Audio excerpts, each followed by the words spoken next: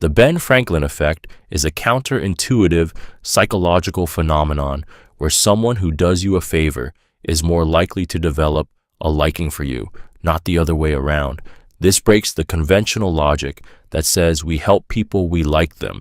Instead, our minds often rewrite our attitudes to align with our actions, even if those actions were against our initial feelings. Ben Franklin effect because the story behind this effect dates back to Benjamin Franklin himself. Faced with a political rival who disliked him, Franklin didn't attempt to win him over with compliments or kindness. Instead, he asked the man to lend him a rare book. The rival, flattered or intrigued, complied. After Franklin thanked him, something unexpected happened. The rival began to treat him with warmth and respect, as if a genuine bond had been formed. The man had subconsciously restructured his beliefs.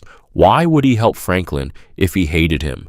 His brain couldn't justify the dissonance, so it adjusted. I must like him, or else I wouldn't have done him a favor. This psychological loophole is unsettlingly powerful. It suggests that asking for help, something we often avoid out of pride, can actually endear us to others. It flips the script on manipulation. Instead of giving favors to earn affection, you ask for them. And once someone invests in you, they unconsciously begin to root for you. Their identity gets partially tied to your success, your survival, your approval. They begin to protect what they have helped build. Used with precision, the Ben Franklin effect can subtly erode hostility and turn indifference into alliance. Manipulators exploit it by planting small requests, lending a pen, explaining a task, offering advice, each one a silent hook. By the time their target realizes what's happening, their emotions are entangled in a false sense of loyalty. What makes this effect dangerous is its invisibility. The one being influenced feels noble for helping. Their ego is reinforced. They feel generous, open-hearted, even wise. But underneath, their brain is rewriting emotional scripts without their conscious permission. The enemy becomes a friend, not because of changed values, but because of a borrowed book. The mind doesn't always follow the truth. It follows the path of least resistance. Triangulation.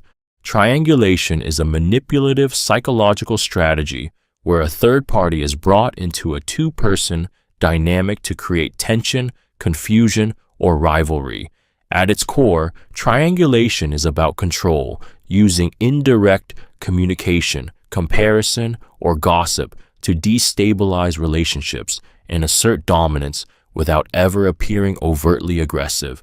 It's one of the most insidious tactics used by narcissists, toxic partners, or power-hungry leaders to keep others unbalanced and emotionally dependent.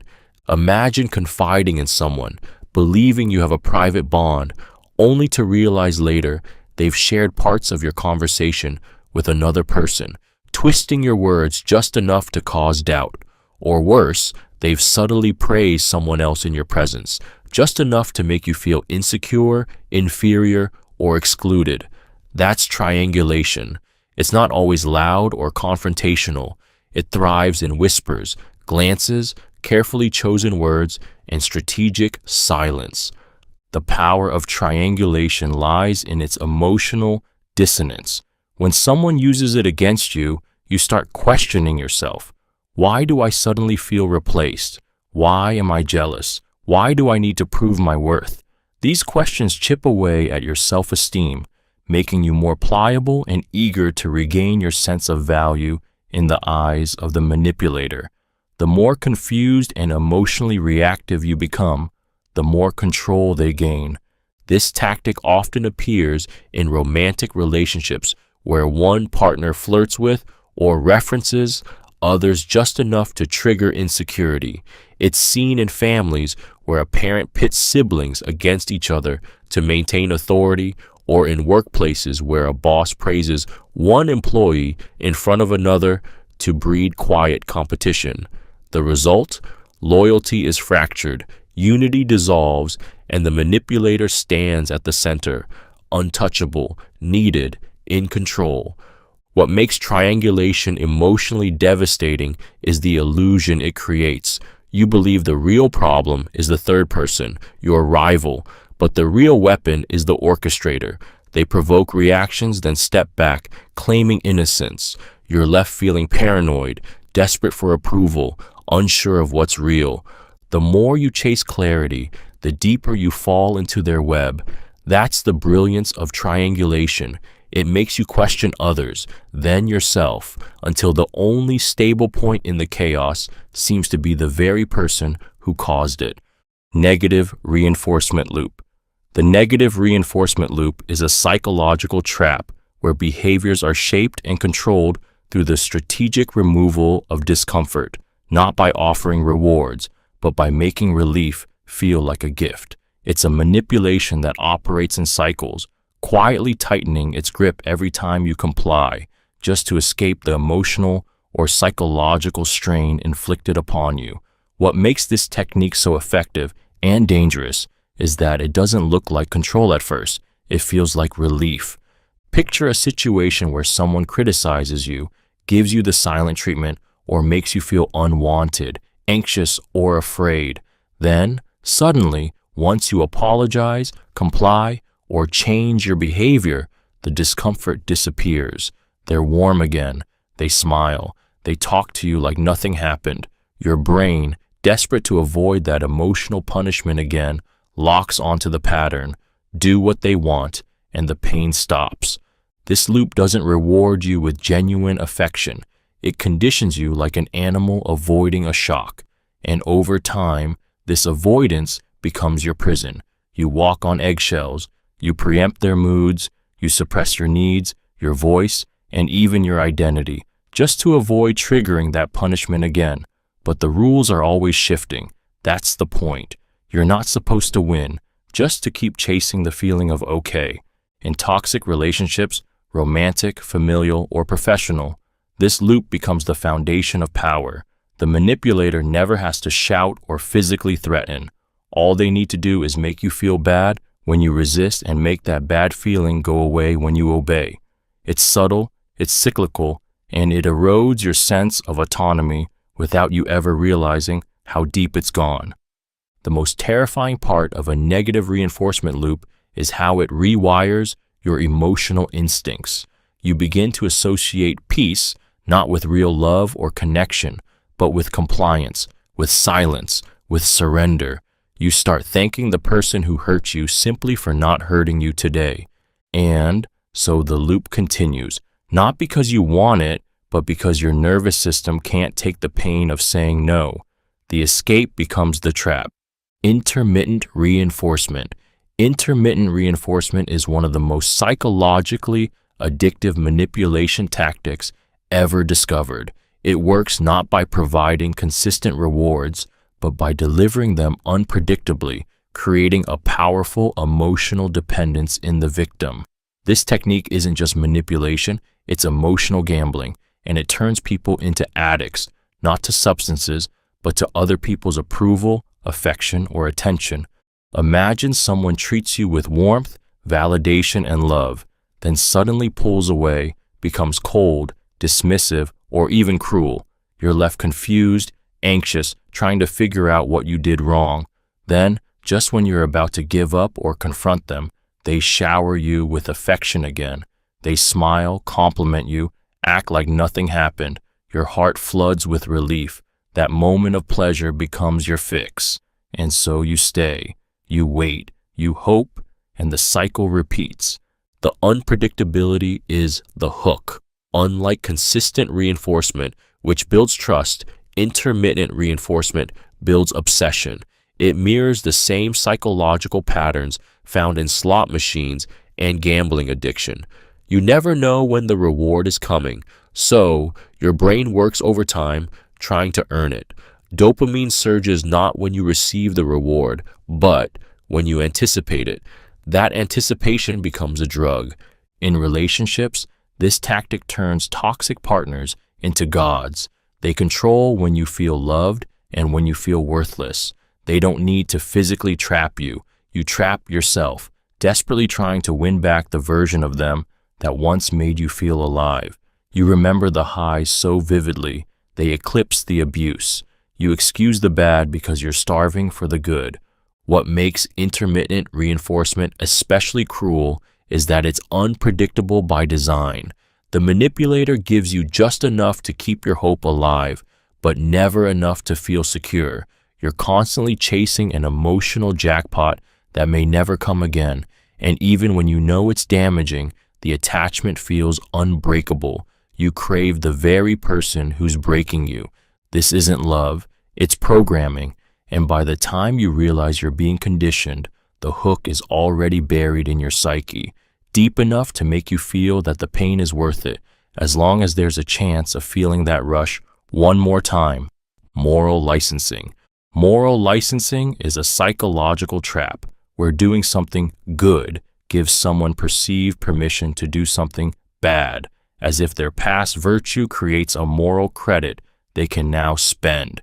In manipulation, this becomes a weapon. The manipulator uses their previous acts of kindness, generosity, or morality to shield, justify, or excuse harmful behavior. It's the ultimate emotional bait and switch. Look at all I've done for you. How could you accuse me of this? This tactic doesn't just distort behavior, it distorts judgment. A partner who once showed immense love and sacrifice now uses that memory like armor. When they lie, you forgive them because they once defended you. When they ignore your needs, you hesitate to complain because they're not a bad person. They've done so much for me. But that's the trap. Your mind begins weighing the past against the present instead of seeing what's happening now. Moral licensing creates emotional confusion. You feel guilty for being hurt. You doubt yourself for noticing the manipulation.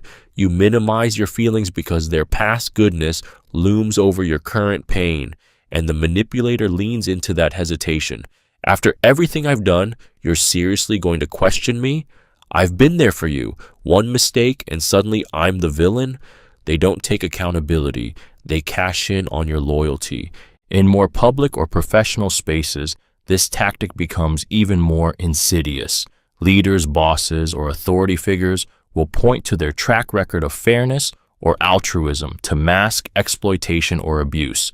I support everyone. You know that. I've always been ethical. Meanwhile, their current actions tell another story, one they expect you to ignore. The terrifying part of moral licensing is how it can take root in your own psyche. You begin excusing mistreatment because it doesn't match your image of the person. You start negotiating your pain. Maybe they didn't mean it. Maybe I'm being ungrateful. Slowly, your boundaries erode, not through threats, but through remembered kindness. The truth is, good deeds don't cancel bad behavior, but moral licensing makes it feel like they do. It turns virtue into camouflage and makes you feel like you're the one who's being unfair for noticing the betrayal behind it. Tactical ignorance. Tactical ignorance is the deliberate act of pretending not to notice, know, or understand something in order to manipulate outcomes, avoid accountability, or force others into overcompensating. It's not genuine confusion, it's strategic silence. It's the weaponization of "I didn't know," used by people who absolutely did know, but chose to play dumb because it keeps them in power while making you feel crazy, burdensome, or responsible. This manipulation is particularly effective because it hides in plain sight. It's incredibly difficult to call out someone who just acts confused. They don't have to lie outright. They simply omit, delay, deflect. And while you're wasting time explaining, repeating yourself, or desperately seeking clarity, they sit back and watch you unravel, because the goal of tactical ignorance isn't to understand, it's to exhaust. They forget your boundaries, even though you've clearly stated them. They misinterpret your emotions, even though you've explained them more than once. They ignore obvious problems, consequences, or needs while insisting, "I didn't realize it was that serious." It's not clumsiness, it's control. Every time you repeat yourself, every time you explain your pain again, they gain more leverage. They make you the one who looks overly emotional, irrational, or demanding. This tactic thrives in relationships where there's an imbalance of power. A partner doesn't follow through on what they promised, and when confronted, they say, "Oh, I didn't know that mattered so much to you." A boss doesn't address your concerns, but later claims, "I wasn't aware you felt that way." A parent overlooks your trauma and then says, "Why didn't you ever tell me?" They knew, but acknowledging it would require responsibility, and tactical ignorance is the perfect escape hatch. It works because it manipulates expectations. You assume they didn't mean harm. You give the benefit of the doubt. You question whether you made yourself clear. And while you're tangled in your own self-doubt, they remain untouched, smiling, innocent, protected by the veil of not knowing. But make no mistake, tactical ignorance is not ignorance at all. It's emotional theater, carefully played to keep the blame off them and the burden on you. The less they claim to understand, the more you give, and the more you give, the more they win, by pretending they don't even know there was a game. Flooding, overwhelm tactic. Flooding, also known as the overwhelm tactic, is a psychological manipulation strategy where the abuser bombards you with excessive information, intense emotion, rapid-fire demands, or chaotic behavior all at once to disorient your thinking and shut down your ability to resist. It's not designed to hurt you outright. It's designed to overload your brain until it breaks your will. It's emotional shock warfare disguised as urgency. This tactic often comes out of nowhere. One moment, things seem calm. The next, you're hit with a sudden outburst, a flood of accusations, dramatic gestures, or an avalanche of expectations you're somehow supposed to meet right now. You don't have time to think, let alone respond clearly. Your nervous system goes into panic mode, fight, flight, or freeze. And most often, you freeze. That paralysis is the goal. In a state of overwhelm, your critical thinking shuts down. Your need for peace overrides your need for truth. So you concede, you apologize, you agree to things you don't fully understand. You submit just to make it stop. But the manipulator isn't chaotic by accident. They're performing chaos to force submission. Their intensity isn't a loss of control. It is the control. Flooding is used by abusers during arguments to dominate the narrative, yelling so loudly or rapidly that you can't get a word in. It's used in toxic workplaces where unreasonable deadlines, stacked meetings, and last-minute demands keep you so busy you can't reflect on what's fair. It's used in love bombing too, lavishing you with praise, gifts, and intensity so quickly you mistake it for genuine connection instead of manipulation. It's all flooding. And over time, this tactic creates conditioning. You begin avoiding confrontation altogether. You walk on eggshells.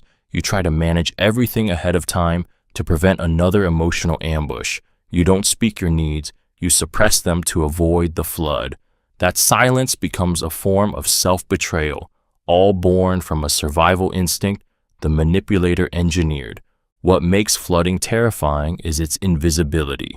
To outsiders, it might just look like a heated conversation, a demanding boss, a passionate partner, but to you, it's emotional drowning. And every time you survive it, you come out a little more exhausted, a little more compliant, and a lot more unsure of your right to breathe. Gaslighting by omission. Gaslighting by omission is a particularly cruel form of psychological manipulation where the abuser doesn't lie outright. They simply leave out key details that distort your entire sense of reality. It's not what they say, it's what they don't say that breaks you. This tactic slowly makes you question your memory, your instincts, and eventually your sanity, not through confrontation, but through silence. It begins subtly. You notice gaps. Things don't quite add up, but there's no clear evidence of deceit.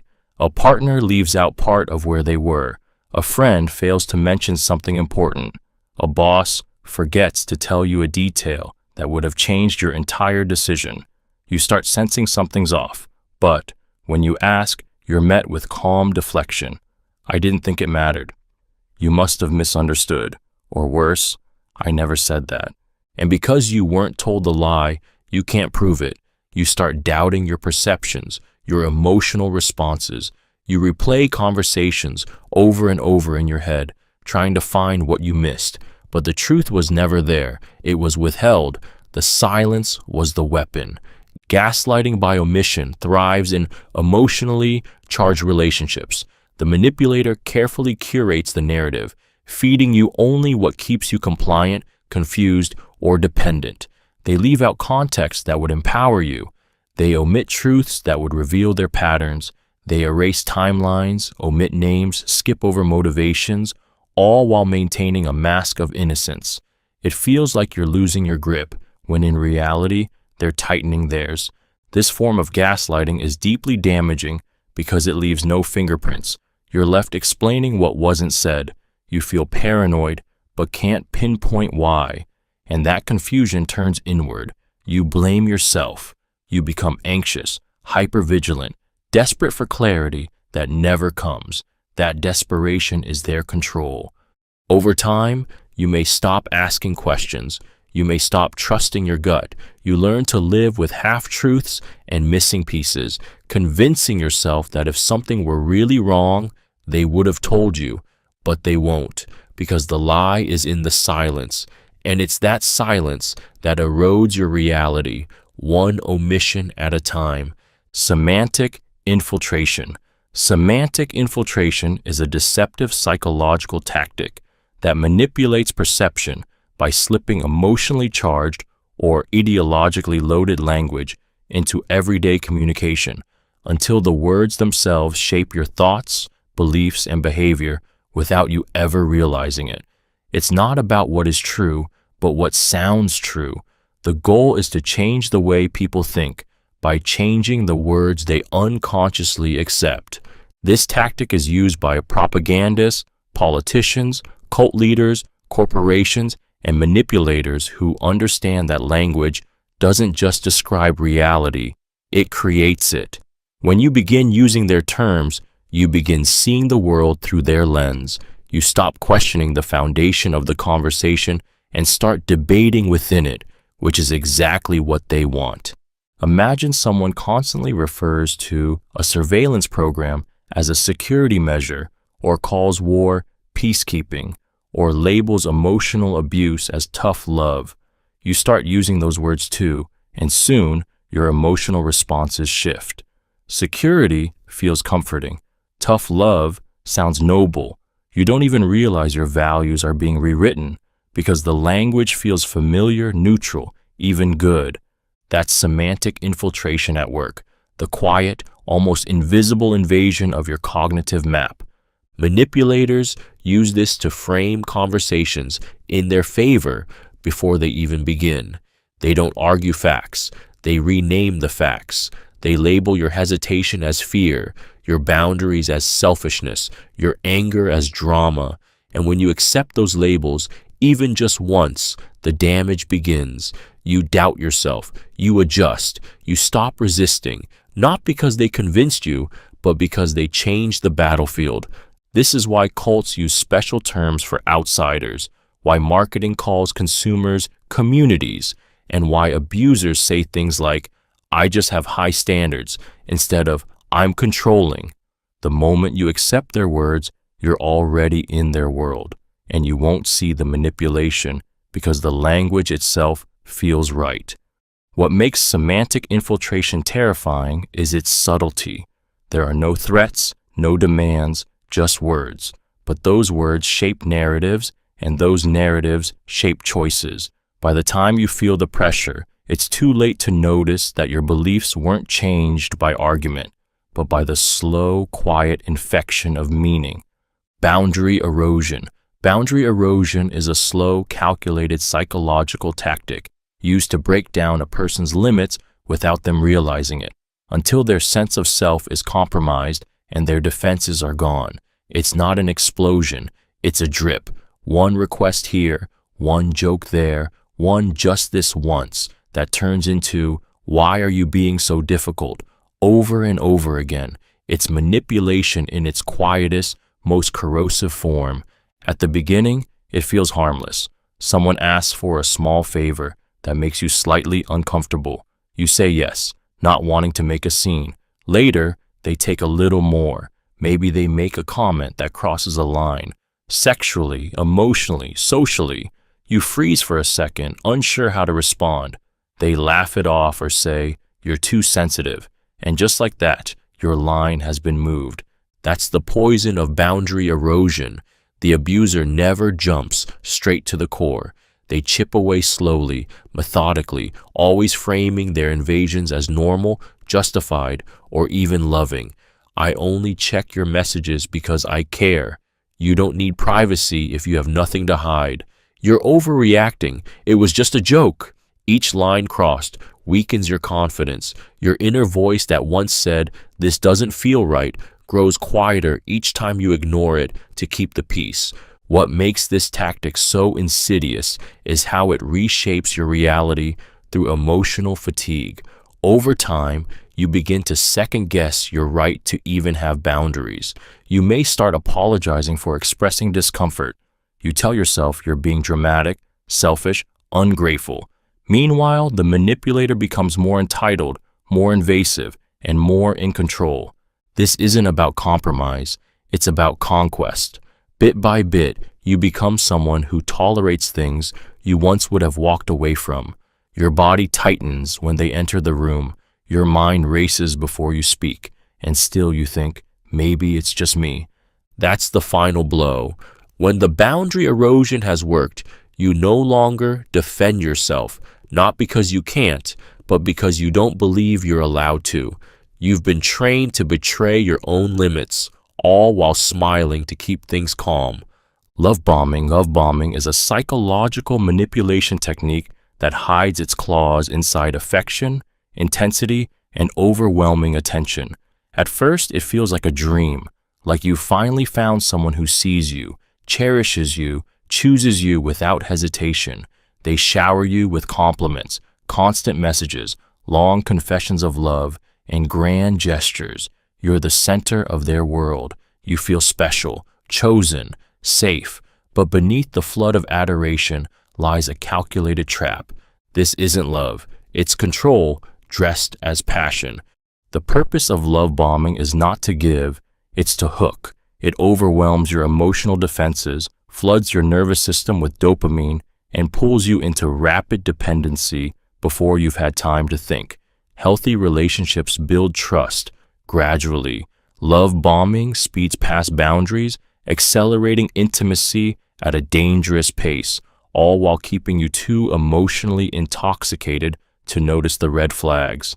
The manipulator studies your needs, your wounds, your insecurities, your desires, and reflects back the exact version of the partner you've always hoped for. They say things like, "I've never felt this way about anyone," "We're soulmates," or "I can't live without you," within days or weeks. It feels like destiny, but it's not about you. It's about what they can get from you once you're addicted to the high, because the high always ends. After the love bombing phase, the affection becomes inconsistent. They pull away, criticize you, withhold attention, or make you feel like you're losing the magic unless you start chasing it, proving yourself, earning back what once came freely. Suddenly, you're working for crumbs of validation from the same person who once drowned you in it. And that's the second phase of the trap, emotional conditioning. You remember how they made you feel in the beginning, and now you'll do anything to feel it again. You blame yourself. You try harder. You excuse the emotional whiplash, hoping for the return of the person who made you feel alive. But that version never existed. It was bait. Love bombing isn't affection. It's warfare. The intensity isn't real connection. It's manipulation through fantasy. And once you're inside the cycle, the silence hurts more than the lies ever did. Withholding information. Withholding is a psychological manipulation tactic rooted in deliberate silence. It's the conscious decision to keep someone in the dark, not by lying, but by refusing to share critical truths that would allow them to make informed choices, protect themselves, or understand the situation they're in. And what makes it so cruel is that the victim often doesn't even know it's happening until it's too late. This tactic is subtle, strategic, and deeply effective. It's not what you hear that shapes your reality, it's what you don't. A partner knows something that could change how you feel about them, but chooses to spare your feelings. A boss withholds updates that affect your work, then blames you for not knowing. A friend conveniently forgets to tell you something they told everyone else. These gaps in truth aren't random, they're crafted. The manipulator isn't silent because they forgot. They're silent because knowledge is power, and keeping you uninformed keeps you powerless. It traps you in a space of uncertainty where you can't trust your own judgment because you're missing essential pieces of the puzzle. Your instincts whisper that something feels off, but you can't prove it. You question your gut, your memory, your worth. What makes information withholding emotionally devastating is its ability to erode trust without confrontation. The manipulator gets to appear innocent. They didn't lie. They didn't yell. They simply didn't say anything. And when you confront them, you're met with feigned confusion. I didn't think it mattered. You never asked. Or the classic, I was protecting you. Suddenly, you're the one who feels unreasonable for wanting the truth. In relationships, this tactic breaks intimacy while pretending to preserve it. It creates emotional distance. You begin to doubt what you know, and worse, what you deserve to know. The manipulator becomes the gatekeeper of truth, and you become dependent on their selective storytelling for a sense of reality. It's the quietest kind of control, not loud, not violent, just empty air where truth should be. And in that emptiness, fear grows, confusion grows, doubt grows, until one day you realize you weren't loved, supported, or respected. You were managed, kept just informed enough to stay close, but never enough to feel free. Guilt tripping. Guilt tripping is a psychological weapon that doesn't need shouting, threats, or force. It only needs your conscience. It is the art of turning your sense of morality, responsibility, or love against you, making you feel like the villain simply for having needs, boundaries, or independence. This tactic works by making you feel bad for something you shouldn't feel bad about, and then using that emotion to control you. It starts with subtle comments, sighs, or emotional withdrawals. You say no, and they say, I guess I'll just do it myself. Like always, you speak up for yourself, and they respond with, after everything I've done for you.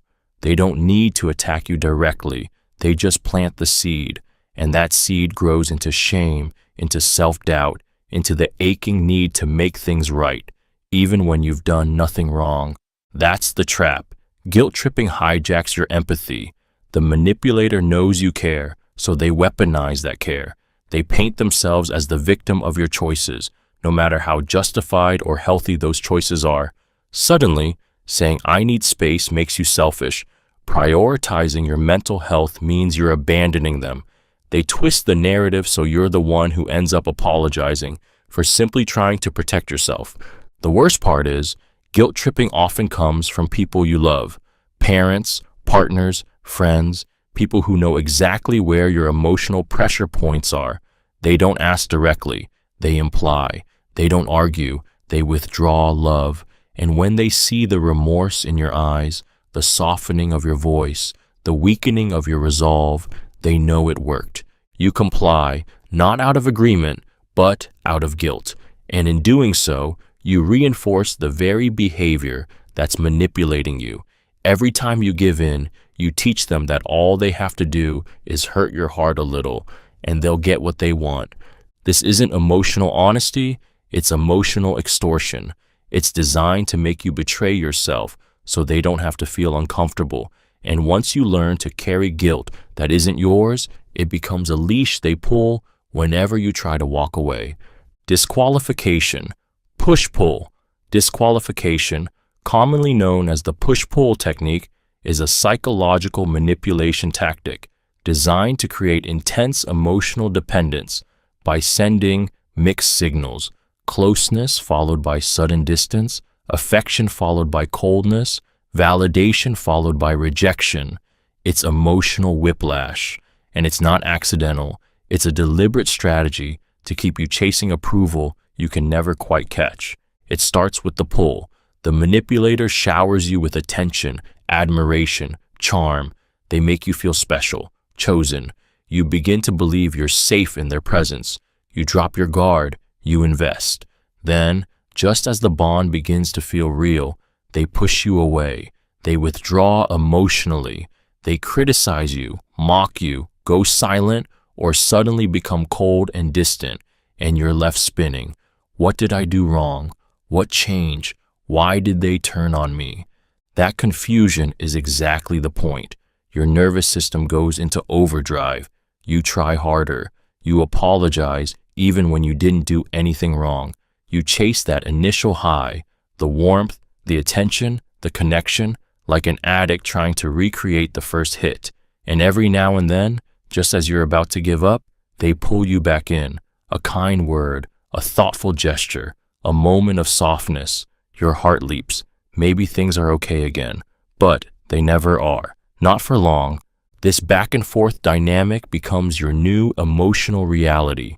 The push makes you feel insecure, while the pull gives temporary relief. So your brain ties comfort to the person who also caused the pain. And that's the manipulation. They become the wound and the bandage. You don't see them as toxic. You see them as salvation. You cling to them not because you feel good, but because you felt good once and desperately want it back. Disqualification turns your self-esteem into a yo-yo, rising and falling at their whim. They may tease you under the guise of flirting, give you praise followed by a sharp dig, or act possessive one day and indifferent the next. Every push undermines your confidence. Every pull gives you just enough hope to stay.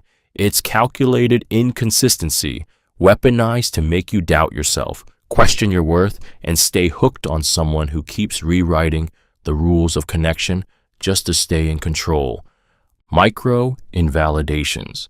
Micro-invalidations are subtle, often indirect dismissals that erode your sense of reality, identity, or experience, one small wound at a time. They don't look like outright cruelty. They're quiet, passive, often disguised as jokes, casual remarks, or even advice, but their power lies in repetition. Each one chips away at your confidence, your voice, your sense that you even have the right to feel what you feel. You say you're tired, and they say, "You don't know what tired is." You express excitement about a goal, and they shrug, "Well, don't get your hopes up." You talk about something that hurts you, and they reply, "That's just life.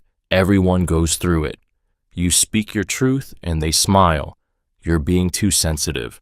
On their own, these comments may seem harmless, even normal, but that's exactly what makes them dangerous, because they're not loud enough to spark confrontation, but they're sharp enough to leave scars. And when they come from someone you trust, a parent, partner, friend, or mentor, the damage cuts even deeper. You begin to question yourself. Am I overreacting? Was that really a big deal? Maybe my feelings are too much. That's the trap. Micro-invalidations train you to shrink yourself, to doubt your emotions before you even express them. They teach you that your experiences aren't valid unless someone else approves of them. And over time, you internalize that message. You stop sharing. You suppress. You apologize for existing in your own story. The silence becomes protection and also your prison. Manipulators use this tactic with surgical precision. It lets them undercut your confidence without ever raising their voice. They appear reasonable, realistic, even well-meaning, but behind every subtle dismissal is the same message. You don't matter as much as you think you do. What makes micro-invalidations so insidious is that they never come all at once. They arrive in moments, repeated, normalized, and dismissed. But the damage accumulates. Like drops of poison in water, they eventually change the way you see yourself, quietly, permanently, and without leaving visible bruises. Forced teaming. Forced teaming is a covert psychological manipulation tactic where the manipulator creates a false sense of partnership with you by using language and behavior that implies shared fate, mutual goals, or aligned emotions, when in reality, there is none. It's the illusion of unity, manufactured solely to lower your defenses and fast-track your trust. And the most dangerous part? It often feels like someone being friendly. This tactic starts with subtle wording. We're in this together. Let's figure this out. Looks like we've got a little problem, don't we?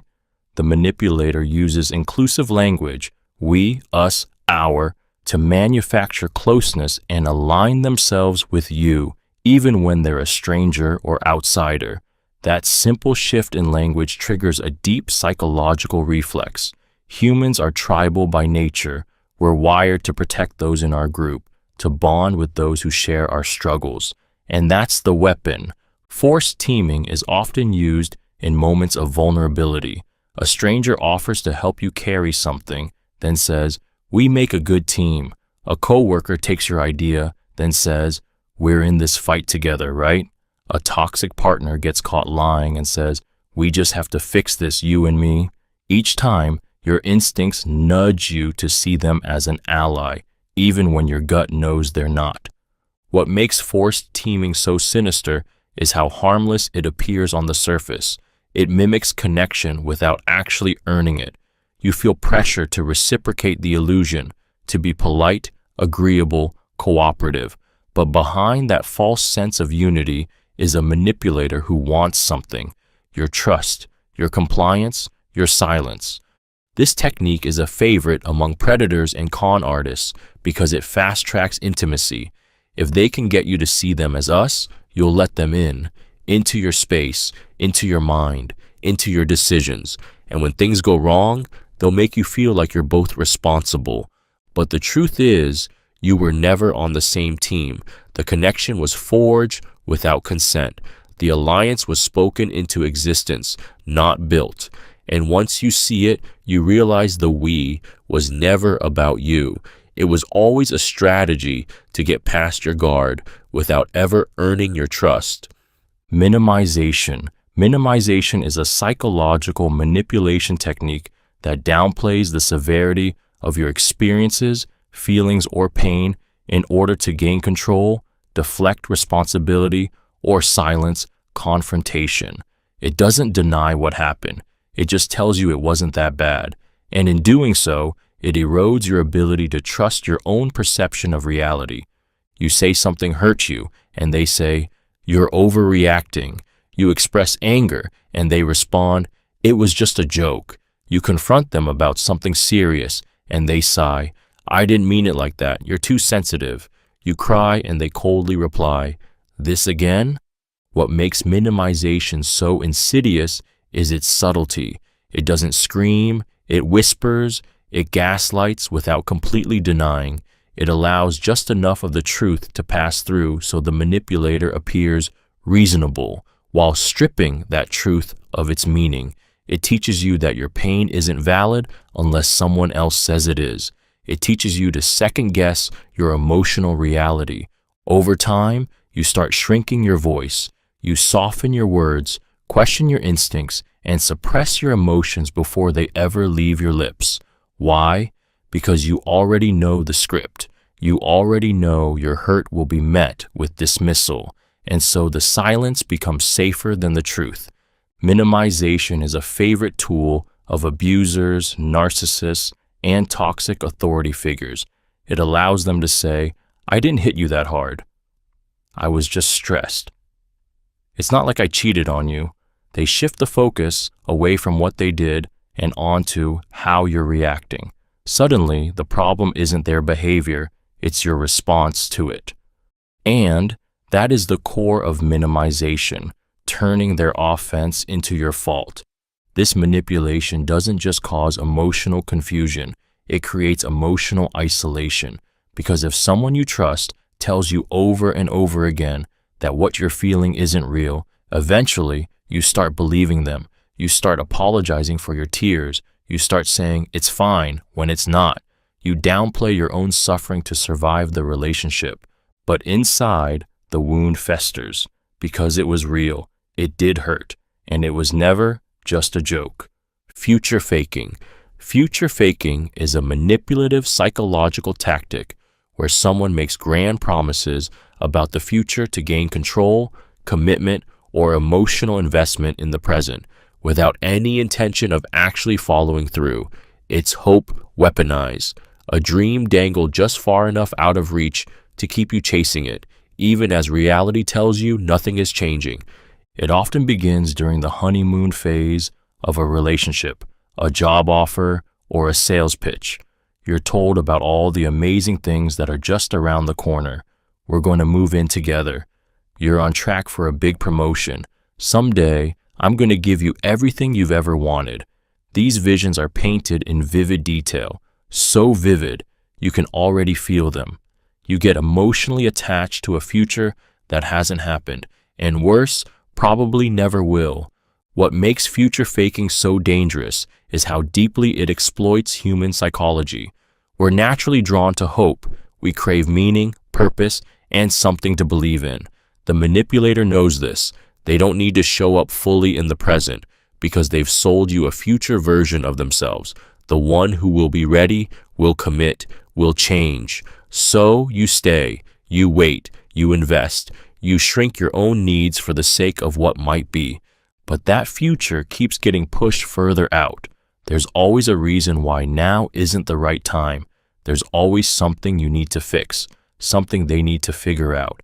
And every time you get close to calling it out, they drop another fantasy. We're almost there. I'm working on it. You just have to be patient.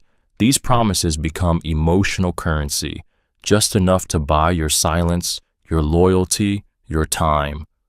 Over time, the gap between their words and their actions becomes a chasm, but you cling to the hope they gave you because giving up means admitting you were lied to, that your love, your effort, your belief was used as leverage, that you fell for a version of someone that never truly existed, and so you stay, not for who they are, but for the fantasy of who they said they'd become, not because they showed up, but because they promised they would. Silent treatment. The silent treatment is one of the most psychologically cruel manipulation tactics because it punishes you with absence, not of presence, but of emotional connection. It is the deliberate withdrawal of communication, affection, and acknowledgement used to create uncertainty, guilt, and desperation in the person being targeted. On the surface, it looks like someone just needs space, but in truth, it's about control. This isn't quiet, it's calculated. The silence is not peaceful, it's loud with meaning. It says, "You are invisible, you are not worth my words, you don't matter enough for me to acknowledge." And that absence cuts deeper than any scream ever could. It leaves you pacing mentally, replaying every interaction, obsessing over what you did wrong, and scrambling to fix something that's never clearly explained. That's the power of the silent treatment. It makes you beg for resolution, even when they cause the damage. In the beginning, it often comes after a disagreement. Instead of communicating, they shut down completely. No eye contact, no messages, no affection, no closure. You reach out, they ignore. You apologize, they remain cold. And the longer it goes on, the more it shreds your emotional stability. Your self-worth begins to depend on breaking the silence. You start doubting your reality. You convince yourself you're the problem because the punishment feels so severe. But the silent treatment isn't about solving the conflict.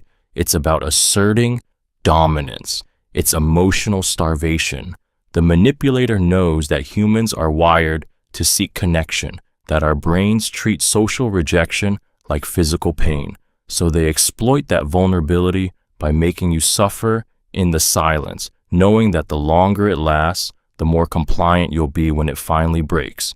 And when it does break, when they finally speak to you again, it feels like relief, like rescue. You're so grateful for the end of the torment that you don't question the method. You accept the unspoken lesson. Speak less, demand less, trigger less, just so you don't get frozen out again. That's how the silent treatment trains you, not through violence, but through void, not by breaking you loudly, but by disappearing just long enough for you to break yourself. Covert contracts. Covert contracts are unspoken, invisible agreements that one person creates in their mind without ever telling the other person. They're built on the belief that if I do this for you, then you will do that for me, even though the expectation is never communicated aloud. It's a silent transaction rooted in manipulation, resentment, and suppressed needs disguised as kindness. Someone who uses a covert contract might bend over backward for you, help you move, listen to your problems, go out of their way to make you feel cared for.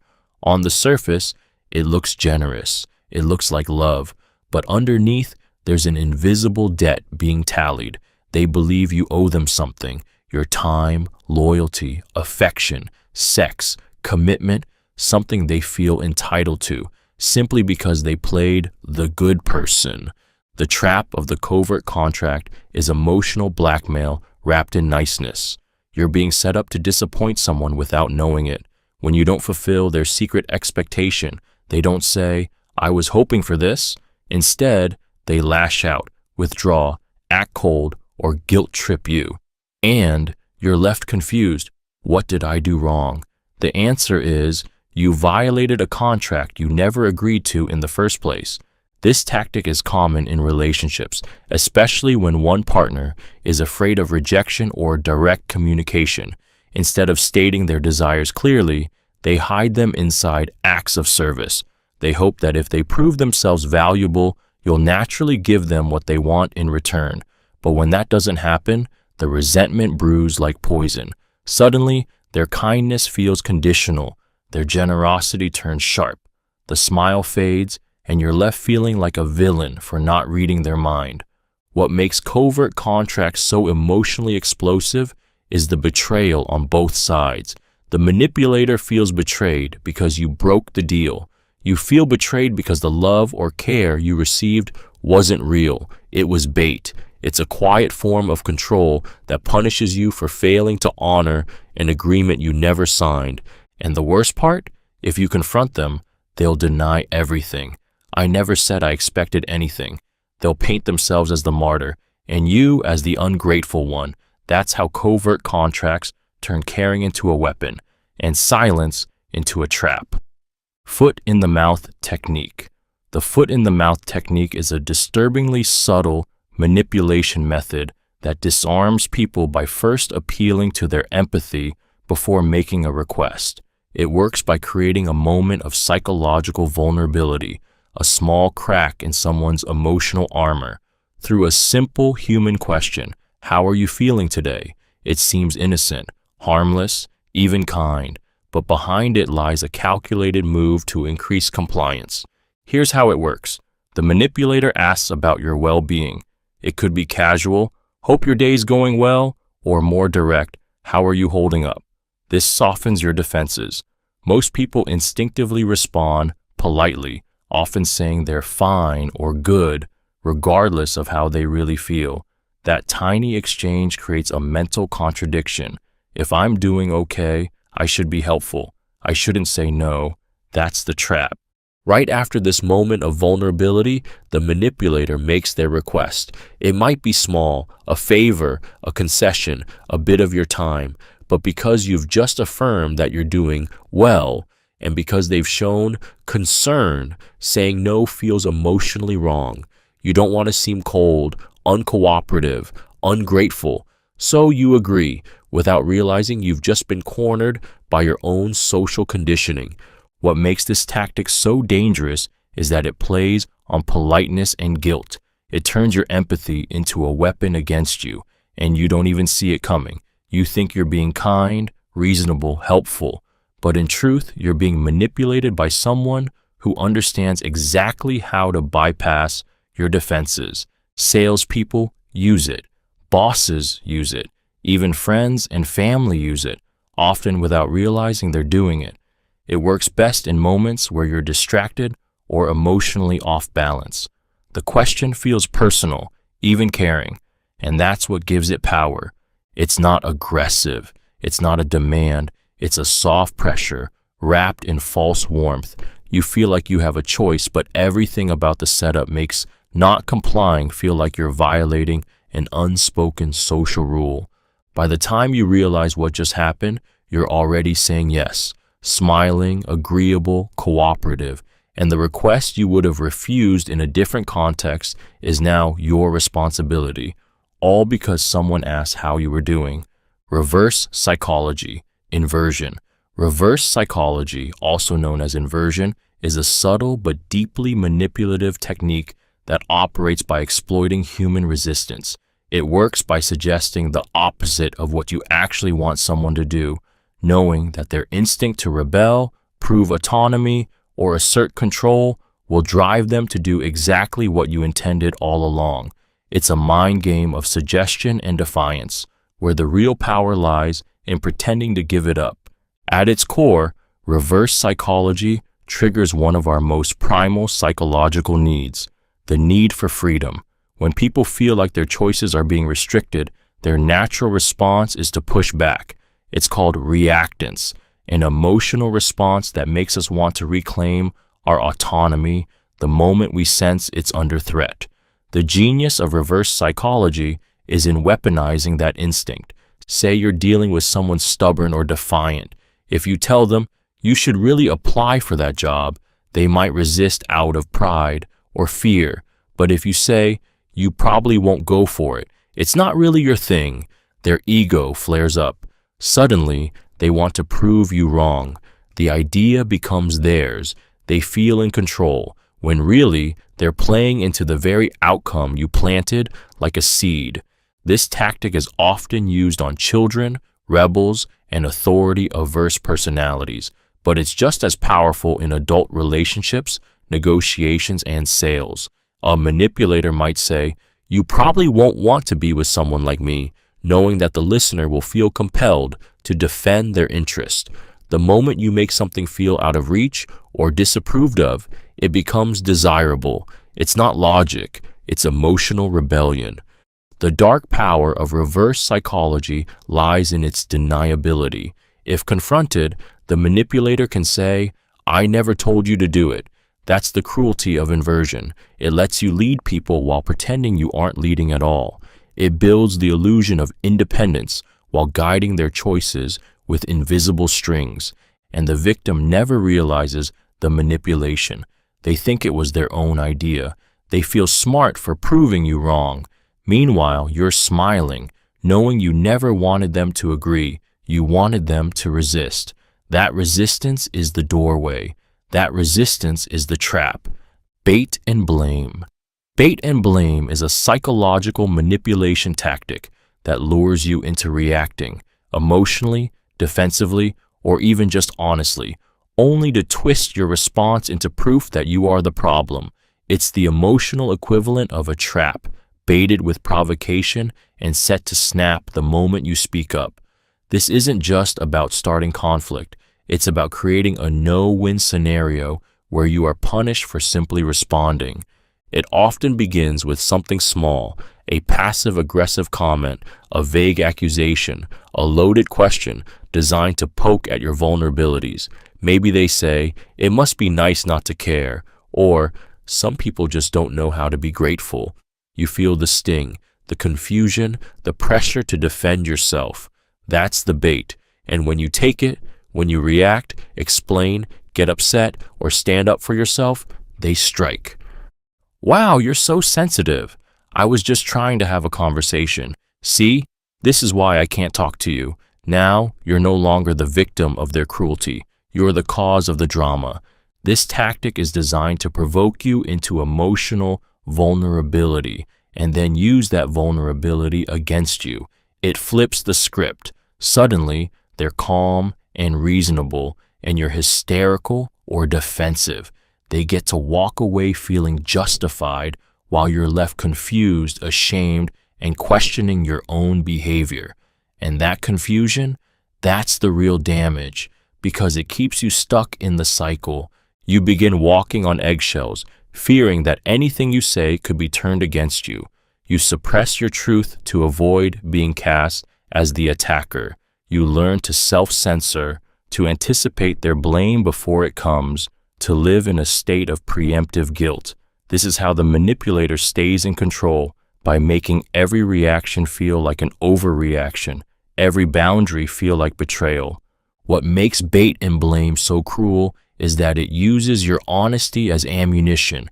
It tricks you into exposing yourself emotionally, then punishes you for it.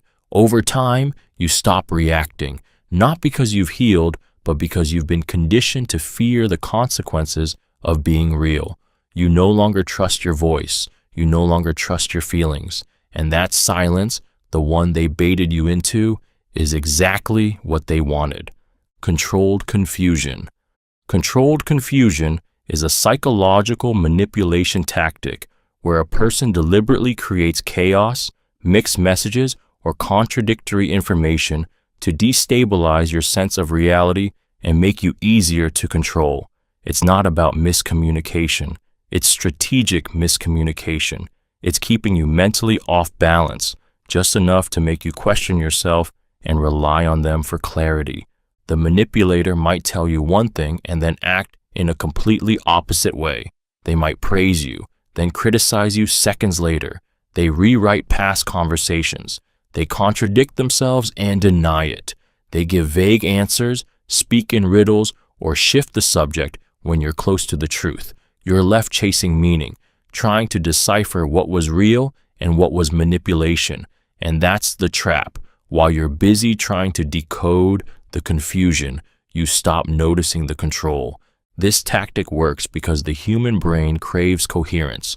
When something doesn't add up, our minds automatically try to resolve the contradiction. We blame ourselves first. Did I hear it wrong? Did I overreact? Did I forget something? And that doubt makes us vulnerable. The manipulator becomes the only stable source in the fog of confusion, except they're the one who created the fog to begin with. Controlled confusion is used in abusive relationships, toxic workplaces, cults, and even high-pressure sales tactics. It's how abusers maintain dominance without ever needing to scream or threaten. They use cognitive overload to exhaust you into compliance. You stop fighting because you're too tired to make sense of anything. You start agreeing just to make the mental chaos stop. It becomes harder to trust your instincts. You hesitate before asking questions because you fear being shamed, mocked, or spun into another web of contradictions. You begin to rely on them to interpret reality for you. And that's when they've won. Because when someone can define what's real for you, they don't just influence your decisions. They own your mind. Controlled confusion is not loud. It's not obvious. It's the soft, constant erosion of certainty. And by the time you realize how twisted the world has become, you're no longer sure whether to trust your memory, your feelings, or even your own truth. Because every time you tried, they convinced you it was wrong. Identity undermining identity. Undermining is a deeply insidious manipulation tactic that doesn't just aim to hurt, it aims to erase. It's the slow, deliberate process of chipping away at someone's sense of self until they no longer recognize who they are without the approval, control, or validation of the manipulator. This isn't just emotional abuse, it's psychological rewriting. At first, it's subtle. Little comments about your personality, your habits, your appearance, your dreams. You're so dramatic. You always overthink everything. You're not really the creative type. You think you're better than everyone, don't you? These words don't land as insults. They're disguised as concern, jokes, or feedback. But they're surgical, targeted, and when repeated over time, they begin to stick. You start questioning yourself. You pull back from the things that once gave you joy.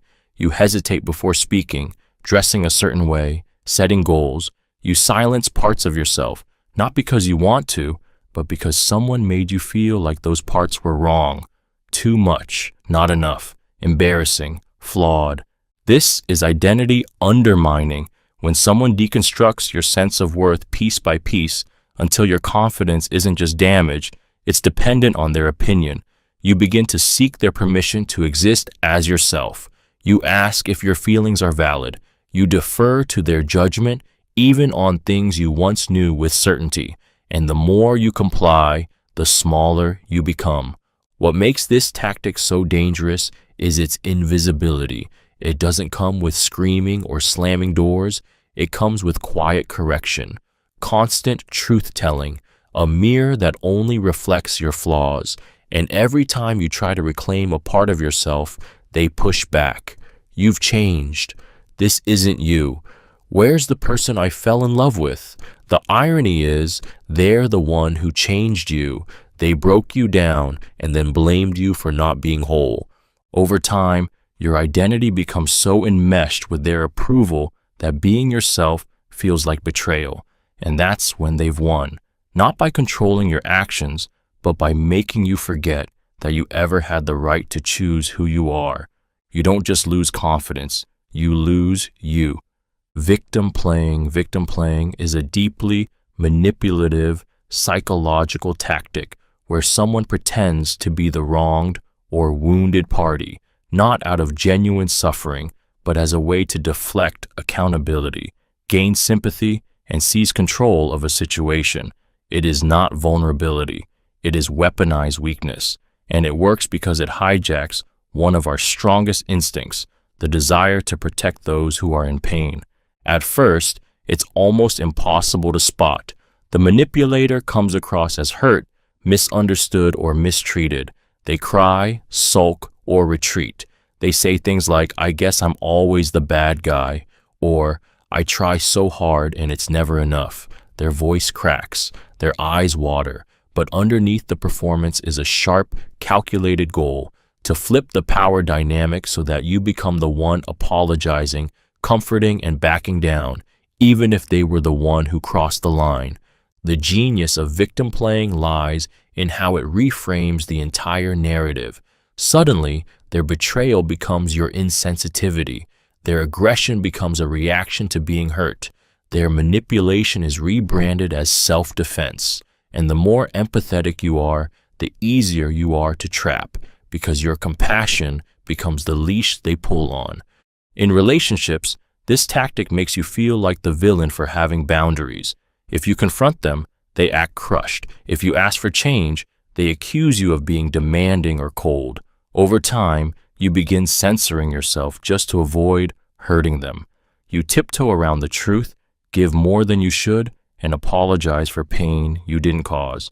And the most dangerous part, it works even when you know it's manipulation, because guilt doesn't respond to logic. Watching someone crumble in front of you triggers the primal urge to fix, to soothe, to make it okay. The manipulator knows this. That's why they reach for tears instead of honesty. That's why they rehearse hurt instead of admitting fault. They don't need to be right.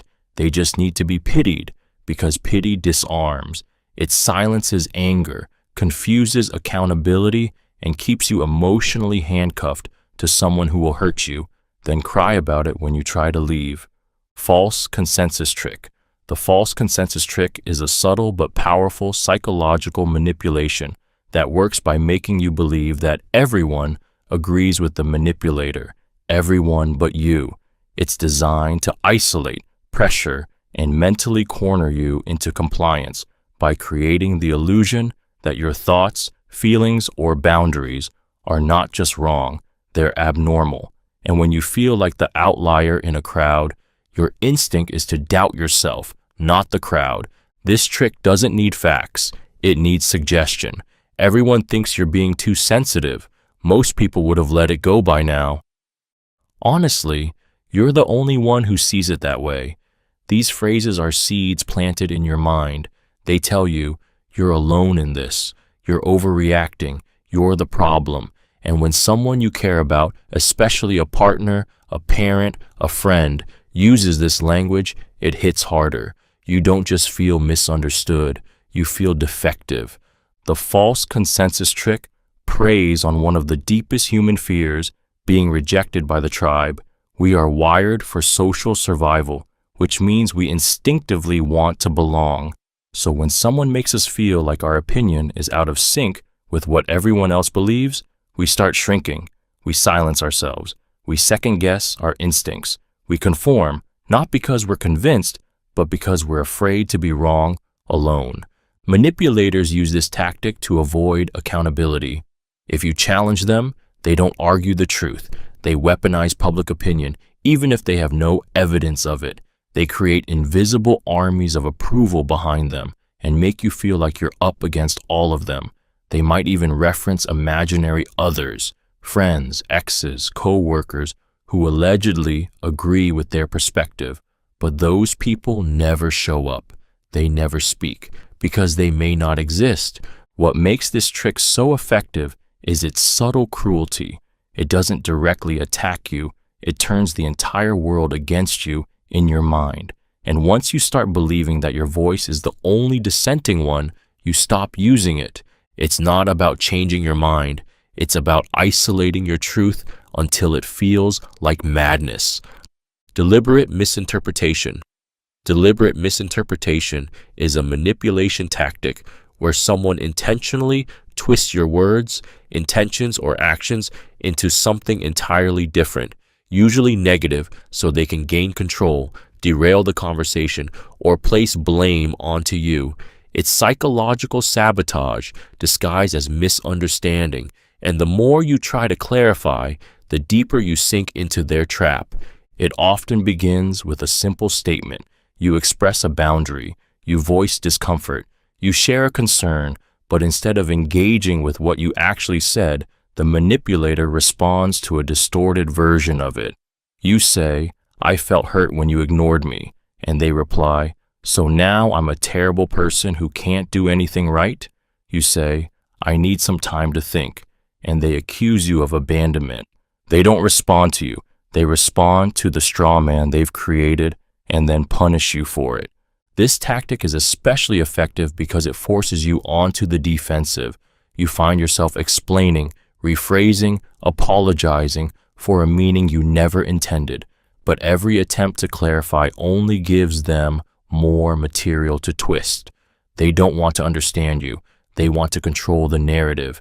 And by misinterpreting your words, they turn you into the aggressor and themselves into the victim. Deliberate misinterpretation is common in emotionally abusive relationships, where communication becomes a minefield. You start speaking in measured, filtered sentences, terrified of being misunderstood. You begin internalizing their false interpretations, thinking, maybe I wasn't clear, maybe I did sound angry, maybe it is my fault. But that confusion isn't accidental, it's engineered. The manipulator uses this tactic to avoid accountability. If they can misinterpret your feelings as attacks, then they don't have to face their behavior.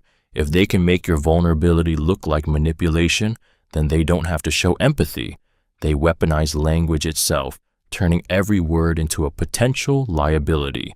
Over time, you may stop speaking up altogether. The emotional cost becomes too high.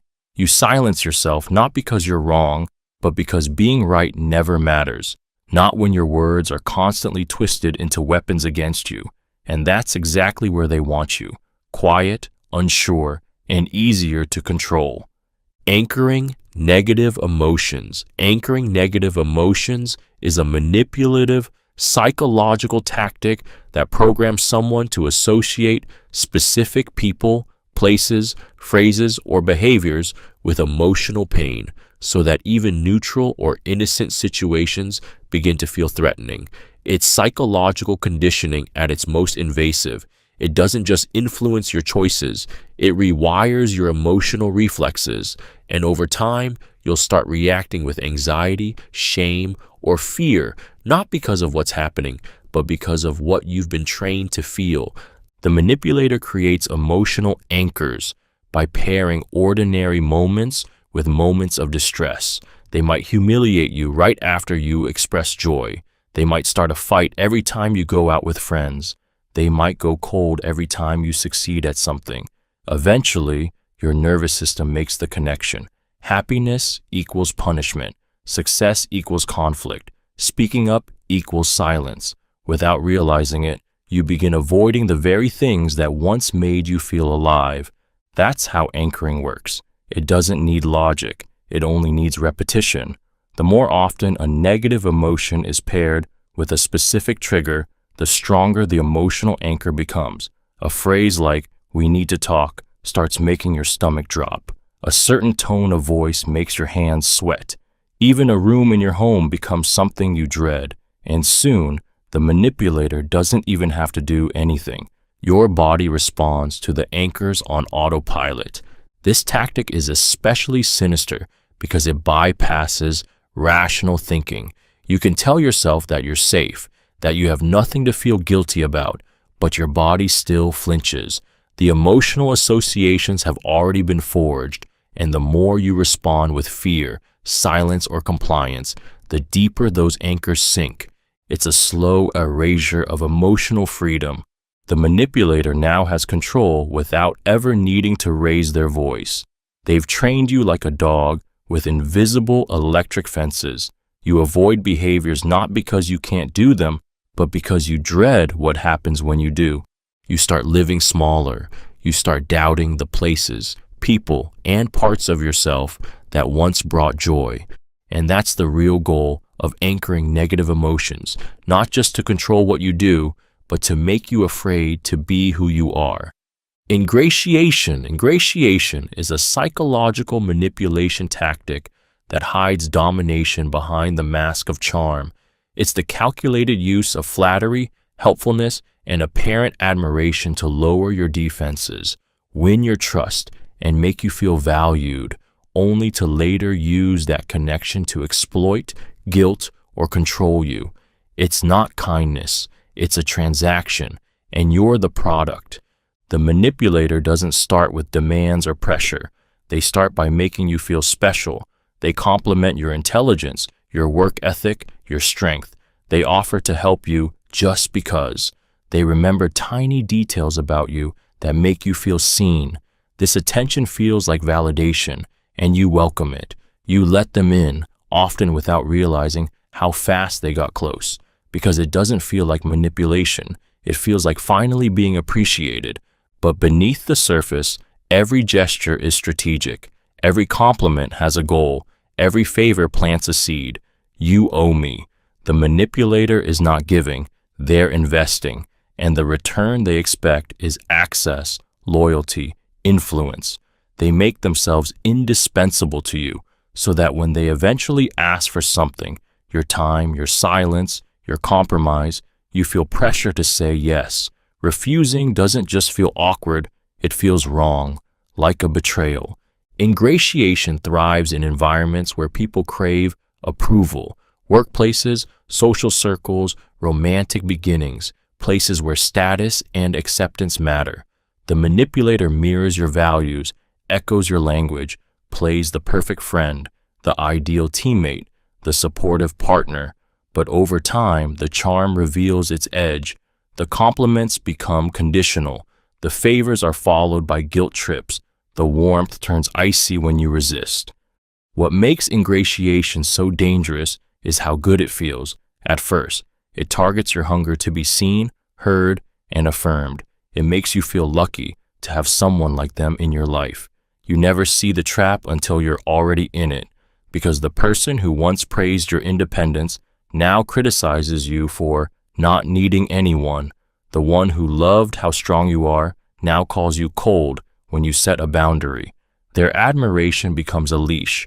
It wasn't love, it was leverage. It wasn't generosity, it was groundwork. And the moment you stop serving their agenda, the flattery vanishes, and the real person, the one who was hiding behind all that praise, steps into the light. Emotional blackmail. Emotional blackmail is a psychological manipulation tactic that uses fear, guilt, and obligation to force you into compliance, not through direct threats, but through emotional pressure, so intense it feels like betrayal to resist. It's not about convincing you, it's about cornering you. The manipulator doesn't say, "Do this or else." They say, "If you loved me, you would," or After everything I've done for you, how could you? And suddenly, saying no doesn't just feel like setting a boundary, it feels like destroying a relationship. This tactic is devastating because it uses your own emotions as the weapon. It takes your empathy, your loyalty, your compassion, and turns them against you. It forces you to choose between your needs and someone else's approval. And when you're being emotionally blackmailed, there is no right answer. Give in and you feel used. Push back and you're labeled selfish, cold, ungrateful. It often starts subtly. A partner might say, "I guess I'll just be alone forever if you leave." A parent might sigh, "I sacrificed everything for you, and this is how you repay me." A friend might warn, "If you don't take my side, don't expect me to be around when you need someone." These aren't just statements, they're emotional traps. Say the wrong thing, and you're made to feel like a monster. You weren't forced, but you were emotionally cornered. What makes emotional blackmail so dangerous is its illusion of intimacy. It often comes from people you care about most, those who know exactly what buttons to press. They don't need to yell. They just imply what will happen if you don't obey. Withdrawal of love, affection, access, or stability. And because you fear losing that connection, you comply. Not because it's right, but because you're afraid. Over time, you begin to feel responsible for their moods, their pain, their happiness. You sacrifice your truth to preserve peace. You silence your instincts to avoid disappointment. And each time you give in, you reinforce the belief that their love is conditional and that your worth depends on keeping them satisfied. But real love doesn't require emotional ransom. Real love doesn't make you pay in guilt.